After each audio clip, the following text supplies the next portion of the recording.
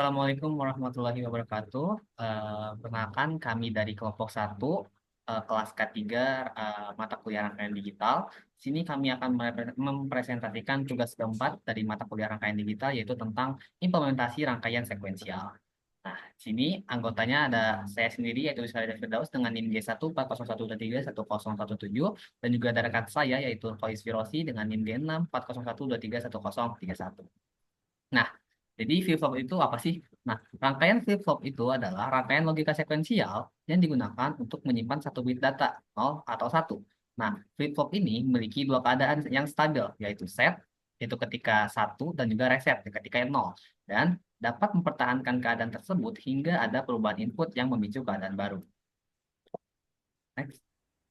Adapun rincian tugas yang diberikan kepada kami yang harus diselesaikan yaitu adalah membuat rangkaian sequence detektor untuk bilangan 4 bit. Nah, apa sih itu sequence detektor? Yaitu adalah rangkaian yang memastikan input yang dimasukkan itu tepat sesuai. Nah, inputnya itu berapa? Karena kami adalah kelompok satu, maka inputnya itu akan 0001 karena 4 bit. Lalu rangkaian ini akan kami buat menggunakan flip-flop D karena kami termasuk dalam paralel K3. Nah, next. Nah, setelah kita tahu nih bahwa rangkaian sequence detektor itu ada rangkaian yang memastikan bahwa inputnya itu bakal 0001, di mana nanti bilangan pertamanya itu harus 0, bilangan keduanya harus 0, bilangan ketiganya harus 0, dan bilangan keempatnya itu harus 1. Nah, maka untuk state diagramnya itu pada state 00 saat dimasukkan input 0, maka dia akan next ke state selanjutnya, state pertama. Tapi pada step ke 0 jika dikasihkan input 1, maka dia akan kembali lagi tuh ke ke step ke 0 lagi. Nah, lalu di step ke 1 kalau misalnya dia harusnya dimasukin input ke 0 kan. Tapi kalau misalnya dikasihkan input ke 1, maka dia akan kembali lagi nih ke step ke 0. Tapi kalau misalnya dikasihkan input ke 0 pas, maka dia akan lanjut ke step kedua. Gitu pun sama di step kedua, saat di step kedua kalau dimasukkan input yang harusnya 0, maka dia akan next ke step ketiga. Tapi kalau di step kedua dikasih input yang salah, yaitu misalnya 1, maka dia akan kembali lagi nih ke step ke 0 gitu. Nanti di step ketiga baik dikasih input 0 maupun 1 juga akan kembali ke step awal, step 0.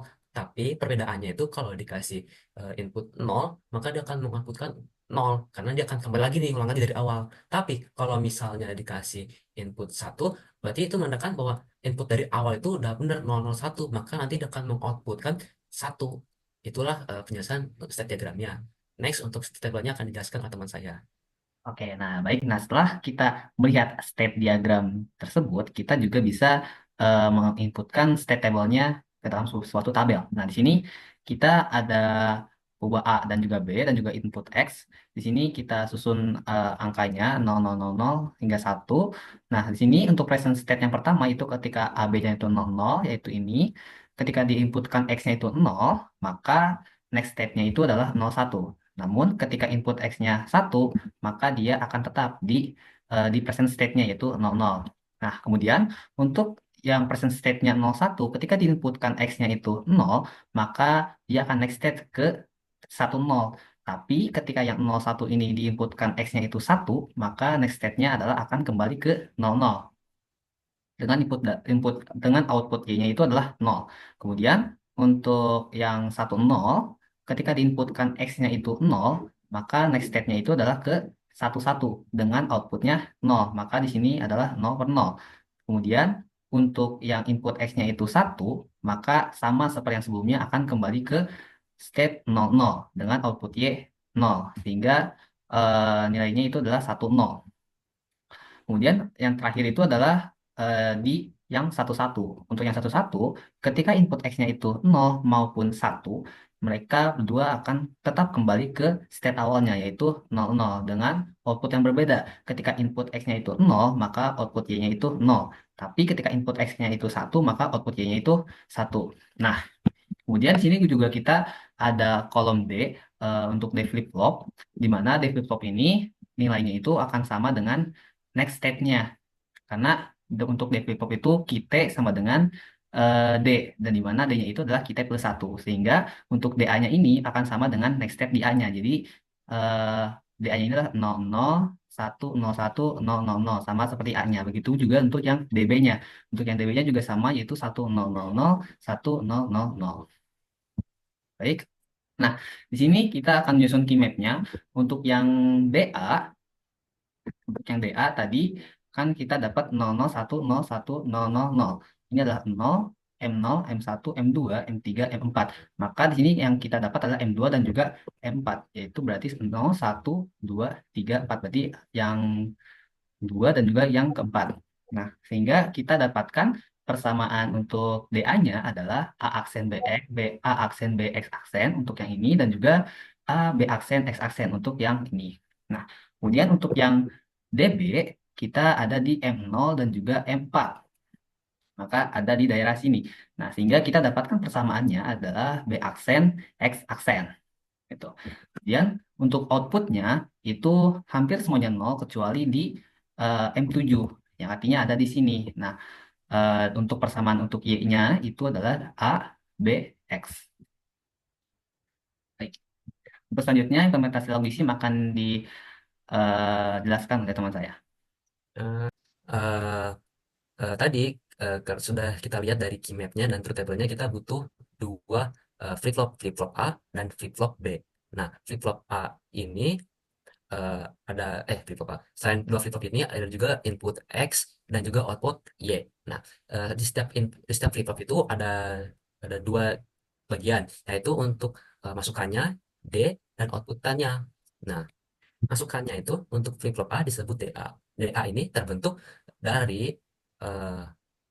terbentuk dari eh, outputan dari flip-flop A ini A dinegasikan lalu di AND kan dengan keluaran dari flip-flop B nih dari sini dan juga nanti di AND kan dengan negasi dari input X. Nah, lalu akan di OR kan dengan outputan dari flip-flop A nih ini dan nanti di AND kan dengan keluaran dari flip-flop B yang dinegasikan lalu akan di AND kan juga dengan negasi X. Nanti kedua AND ini bakal di OR kan sehingga nanti hasil dari OR-nya ini bakal masuk ke DA.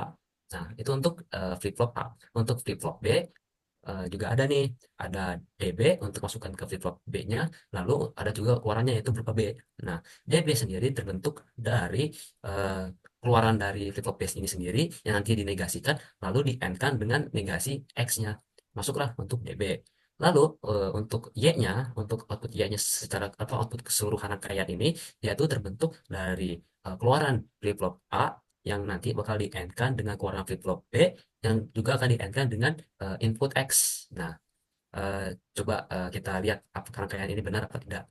Eh, Kalau misalnya, nah tadi rangkaiannya, coba kita lihat ya untuk datanya nih. Kalau misalnya dia dimasukkan satu satu satu, maka seharusnya outputnya satu kan. Coba kita lihat apakah benar. Ini satu, oh, ini satu nih. Maka benar nih hasilnya outputnya satu. Coba kalau misalnya saat itu berarti harusnya nol kan. Coba kalau dimasukkan A-nya satu, B-nya satu, X-nya nol, maka harusnya Y-nya nol nih coba. Nah, ini benar kan?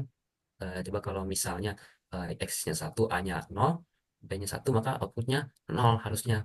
Dan itu sesuai dengan yang ada di Gmap. Jadi sudah dipastikan bahwa rangkaian ini sudah memenuhi rangkaian sekuensial untuk mengecek input 001. Sekian saja dari kami mengenai pembahasan tugas membuat rangkaian sekuensial. Saya Kois Firosi dan teman saya Wiska, kami izin undur diri. Sekian dari kami. Wassalamualaikum warahmatullahi wabarakatuh.